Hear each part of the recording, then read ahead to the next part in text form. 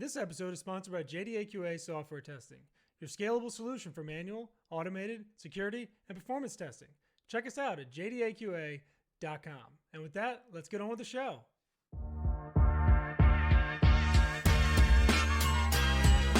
This is The First Customer, hosted by Jay Agner.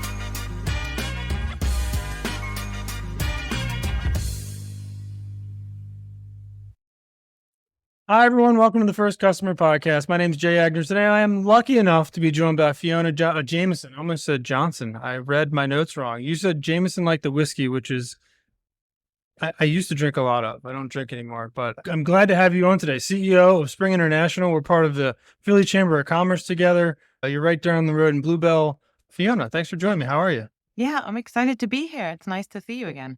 It's very nice to see you again. You bring a very unique perspective to all the meetings that we've been to. You're very lively and you bring a lot of, fun to the conversation. You bring a lot of the different kind of analytical view to HR and these different things. It's all very cool stuff that you kind of relate back to what you do and all the meetings we've been in. So very excited to get into it. So let's jump to the start of it. Where did you grow up, and did that have any, any bearing on you being an entrepreneur later in life? Yeah, possibly. I was born and raised in Britain. I didn't move here until the year 2000. So, I went to university. I left school at 16 and got a job in a helicopter factory, of all things. Then ultimately went to university and then came here as an exchange student. And then ultimately moved over here and been here ever since. It was a 3-year plan that went wrong. So that was exchanged. You exchanged the whole country. Yeah, I really did. Yeah. And I went to Lehigh University, which was just up the street. Oh, here. yeah. Yeah. I love the best zoo around. Very cool up there. So you did not found Spring International. We were talking about that before the show. You bought Spring International. So tell me the story of how you bought a company. I mean, was that something you wanted to do? Did you lead up to doing that? Like, how did that happen? Yeah, it's actually a bit of a crazy story. So I worked for a different firm when I first moved to the US. And once I was actually pregnant with my first child, I was looking for another job that was a little bit more flexible. So I Googled research in Philadelphia and found this company and called the CEO and said, "Hey, I think you should hire me," which I don't know whether that was pregnancy hormones or what that made me do that. And after a little convincing, he actually hired me. And then I started there as a researcher. And that was 20 years ago. And I stayed there and I became what I would call an accidental CEO. So at some point he said he was getting ready to retire and hadn't quite decided what he was going to do, whether he was going to sell the company or just close it out. And I said, "Please don't. I love what I do. I'm passionate about it. I don't want my job to go away. How about you give it to me?" And he said, "I'm not just going to give it to you." Imagine that. And so we had a conversation about how I could, buy the company out over a period of time. And then when he retired, I was 100% owner and became a women-owned business, registered right away. And it's been mine ever since. But it was never my intention. It was more a case of how do I keep doing what I'm doing and take the reins. So it doesn't get much more flexible than that. You just buy the company. That's what everybody should, guys. If you want to have your own flexible income, just go buy a company. If that was that, it was established. We knew the clients, the customers knew me, I knew how the company operated. So I had learned all that from him. And so actually buying it out was almost the last piece in the puzzle. What do you guys do? So we are an employee research and people analytics firm, which is a very complicated way of saying we help companies to make more informed HR decisions, whether that's employee engagement, talent acquisition, talent management, exit interviews, anything like that. We help clients by collecting their data and analyzing it. I would have to assume there's a lot of fluff companies out there that don't really provide a ton of value in your space, right? It's probably easy to just get a bunch of surveys, provide some data, and then move on. How do you guys really make sure you're providing value and like actionable insights to your customers? Yeah, I think there's a lot of companies out there and there's sort of a spectrum from those that just provide the software, right? Who are just collecting data. Your Survey Monkeys of the world. And then there's the other end, which is sort of consultants who, are just sort of providing advice and insight. We sit somewhere in the middle where we do the data collection and the insight. I think what sets us apart from our competitors is we're very customized. So we customize the surveys for our clients. So if they're in manufacturing or retail or healthcare, the questions that we ask are going to be very different because we're trying to better understand their workforce and how they can be better within their culture, within their business strategy. So we're much more focused on not just are our employees happy, but how can their engagement improve business performance? So we're trying to be very tactical and trying to make the work and the insights that we provide for them just very customizable to the where they are in their growth, their development. We typically work with larger companies, um, you know, 1,000 or more employees. Um, so, anybody who has a lot of employees and needs to hear from them. That's kind of the role we play. And how do you, like, after the fact, how or is it kind of just in a continued engagement with these folks where you kind of just keep the cycle of like, improvements? And I'm sure as a business owner, that's the relationship you would like to have is those continued long-term engagements instead of, chasing around new clients all the time. How do you guys really, measure your own performance? It's like an interesting question. Like, how does a survey company survey itself to know that like they're, how to improve and get better? Yeah, it's a great question. So we really, most of the time, it's a multi-year engagement. So, we're providing feedback and then we're staying with the client to make sure they have an action plan. And then we follow up with them to make sure that they implement it. And then we're coming back 6 months to 12 months later to test again and see whether they've actually made any change. Now, the onus is on them to make the changes, but we're really trying to give them very actionable recommendations to say, okay, you need to, put this training in place, or you need to increase or change your pay and benefits, or you need to develop career paths for this certain role. So whatever it is, we're sort of trying to hold them as accountable as we can as a third party to actually making some change. And then we're putting measurements in place to see whether change happens year over year. And are there companies that are just doing this to check a box and are not actually, doing some of the things that they are supposed to be doing? Absolutely. I mean, there's lots of companies out there that just want a number. How engaged are my employees? They want a number. They want to know that they're 65% engaged and that's it. And then Mhm. they just sort of walk away. We tend not to work with those companies because the reason we're doing it, the reason that we exist as an organization is because we're passionate about improving the workplace.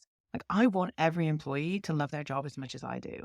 So I want these companies to change. So if a company comes to us and says, we just want a number, we're probably going to say we're probably not the right vendor for you because Right. we're really invested in making change and moving the needle for your business. That's not to say we wouldn't, do a survey if we had to, but I think, there's a difference between, there's nothing more frustrating. And I think that's actually really frustrating for employees.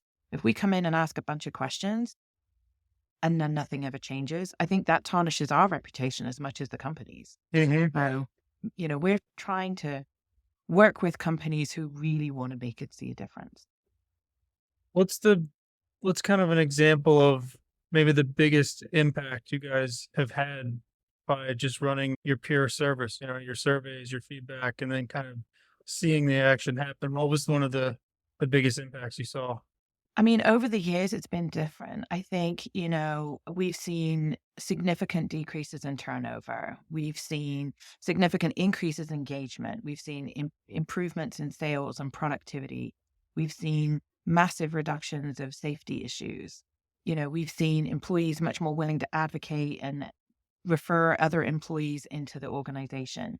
So it really varies based on the industry. But for the most part, the biggest change we see is sort of a significant increase in engagement and a decrease in turnover, Mm.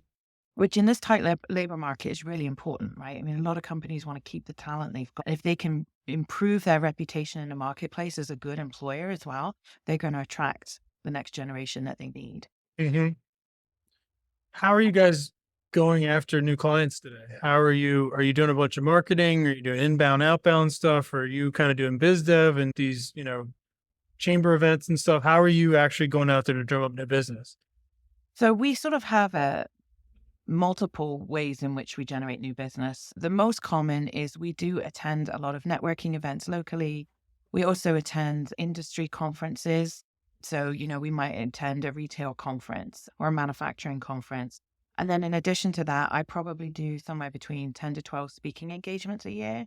So, as a guest speaker or talking about either the work that we do or a case study or some of the data that we've generated. Because, of course, we're generating thousands and thousands of data points every week, right? Of, what employees feel like to work at X trucking company or, Y hospital system or this retailer or that retailer. So we've got thousands of data points. So there's always a topic that we can talk about in terms of what we're hearing and who we're hearing it from.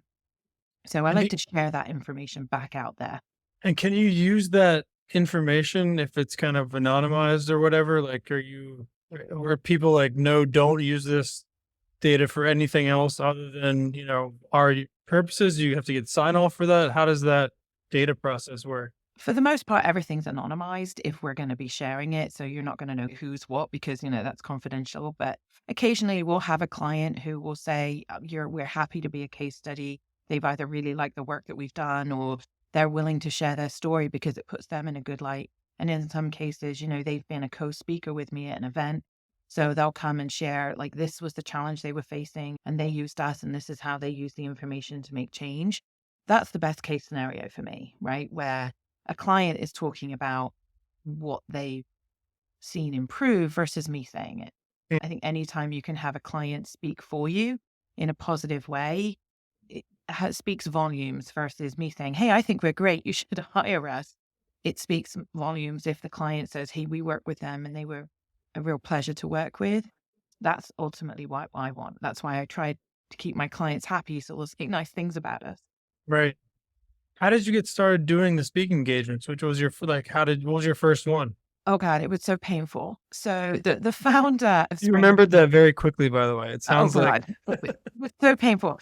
So the founder of our company, Dr. Robert Berrier, was incredible as a speaker. He was an MIT, Stanford grad, worked in the political realm, was just a very great speaker.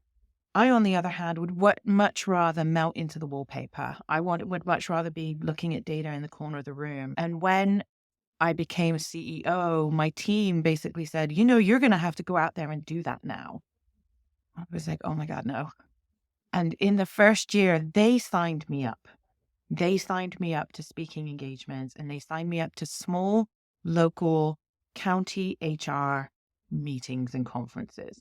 So think like a SHRM, like a local SHRM event or, and they sort of started at the county level and then they moved it to the state level and then took me national. But the first one, I think I threw up.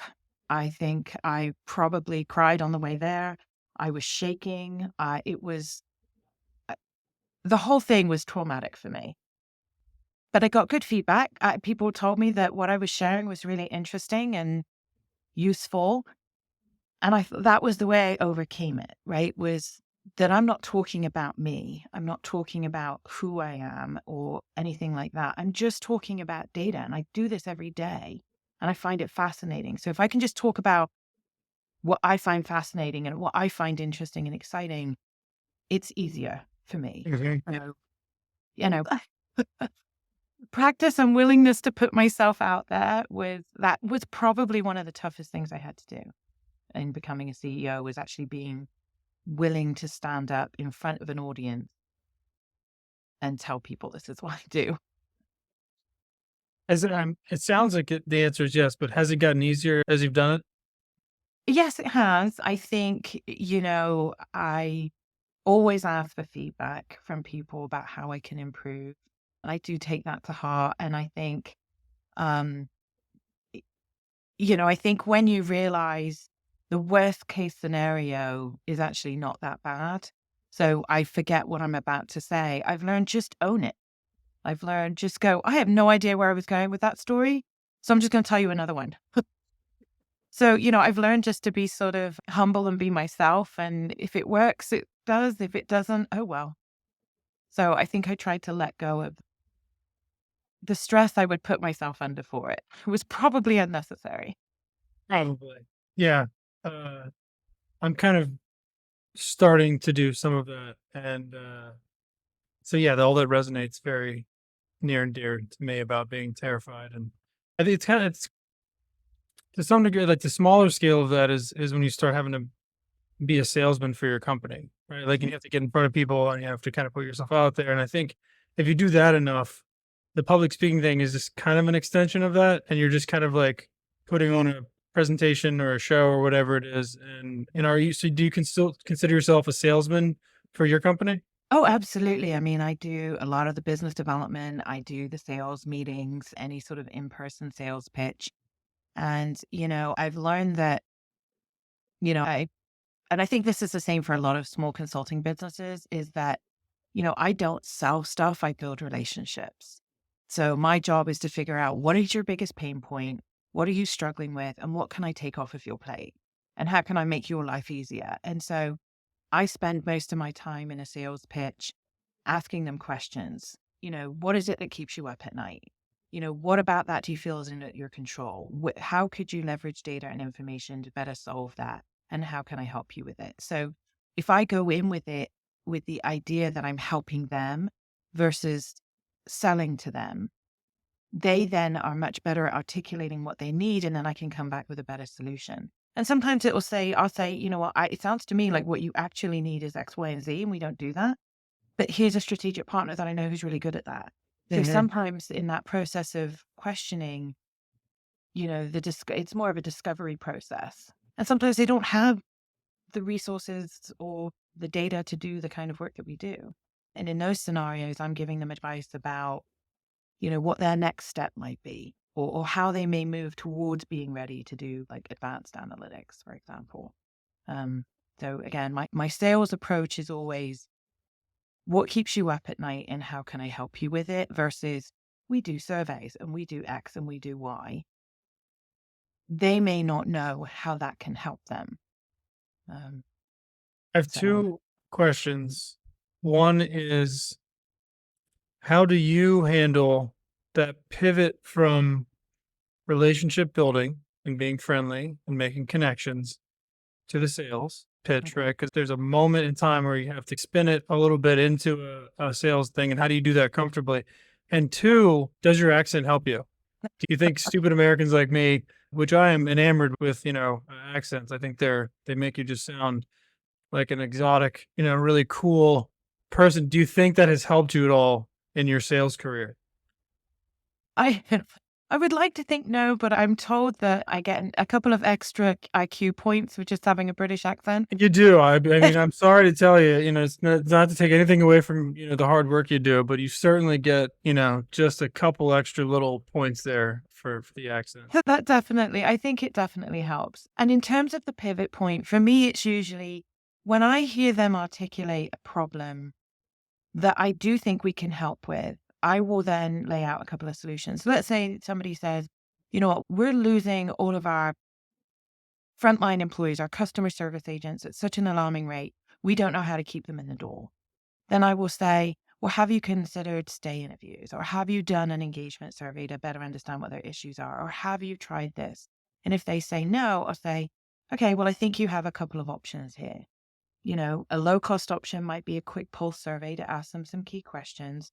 A more, in depth might be, we could come on site and do some stay interviews for you to understand the real issues. Or, maybe you could do some exit interviews. So we could, then we start talking about it. And then I'll typically say, what have you ever done in the past? Have you ever done a survey in the past? What went well? What didn't? So then you start to talk about that allows me to talk about the components of our research that might help them. Like, well, maybe you did the survey and it was on paper and it was really tedious. Ours are online, super quick and easy to do. So I'm trying to find opportunities to sort of talk about the features that we might have in what we do. A great example is, especially when clients have multilingual employees, I'll say, well, in the past, have you done your surveys all in English? And I'll say, yes. Well, have you considered doing them in multiple languages so you get a better response from your non-English speakers? And they're like, oh. So you know, and then I can talk about how our platform does that. So I'm looking for opportunities to share a feature or a service that could help them. But I'm Hmm. not going to say, hey, you should go for the Cadillac because that's what we do best. It's about what things I really think will fit them. It makes a lot of sense. Do you, how do you deal with non-engaged people at these companies that are hiring you to do surveys? I mean, if you run into them where they're just like people don't want to do it and they're just, all kind of putting kind of BS answers down and just clicking through and doing what they have. Like, how do you deal with that? So, one of the things, and this may set us apart a little bit from other vendors, is that we typically approach a project like an engagement survey with two components. One is we're going to do a survey and we're going to collect data. The other piece is kind of like a communications campaign that says, hey, this is what we're doing. This is why we're doing it. This is why it's important to you. This is what's in it for you. And so we spend a little bit of time before we do anything educating the workforce, educating leaders and educating employees that, like, this is your chance. This is your chance to speak up and tell us what the issues are, good or bad, right? So don't miss this opportunity. Like, if you're upset, tell us. If you're happy, tell us. Like, so, but that education piece, sometimes companies will just send out a survey and go, I don't know, nobody took it.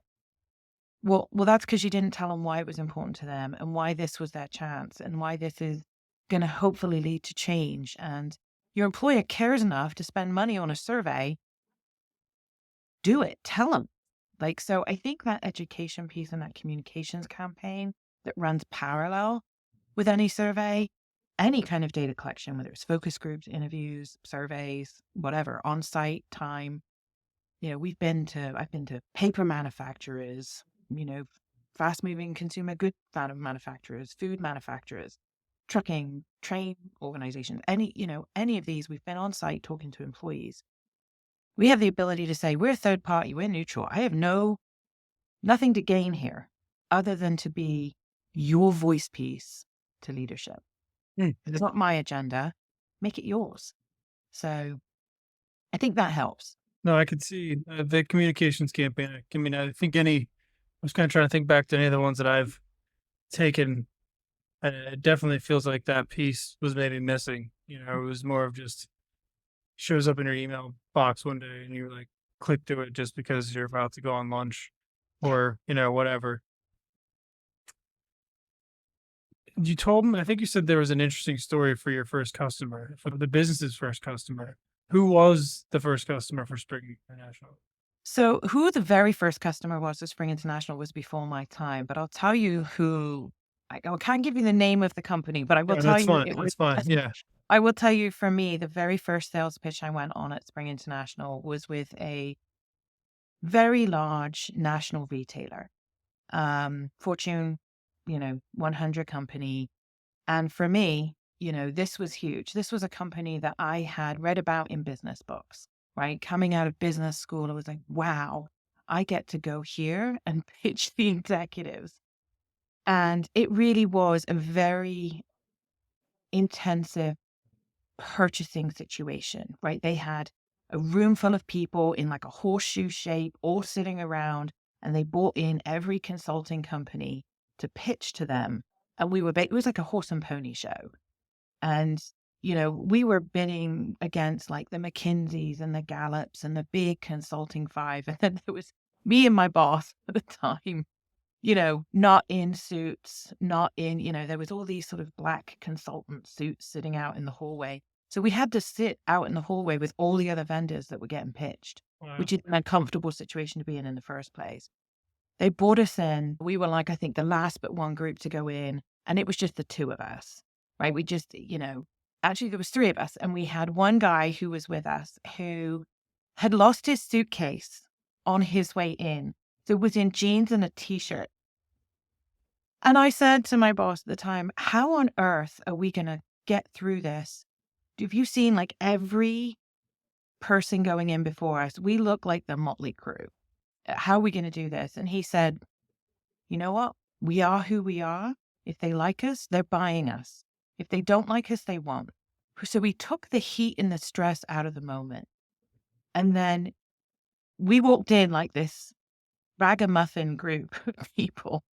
And the first thing he said was, I'm going to tell you a story about why we're here today. And he explained how we've flown across country, we've lost suitcases, we haven't got the right clothes on, but we really want to work with you. And we've come through all that, and we're going to tell you who we are and what we do. And he had said to me before we walk in, whatever happens, just keep talking. Just keep going. Right in the middle of our presentation, our PowerPoint died. Everything. And I just kept talking. He talked over it. It eventually came back up. And we won that pitch against all those other competitors. And we asked for feedback afterwards. And they said, you guys were hungry. You wanted it. You said you wanted it. And you stood out from the crowd. And I thought, that is not what I expected from this big Fortune company. And I'll remember that until the day I retire, that being yourself, being who you are in our business, they're ultimately buying people. And if it's going to be a good fit, they're going to buy you.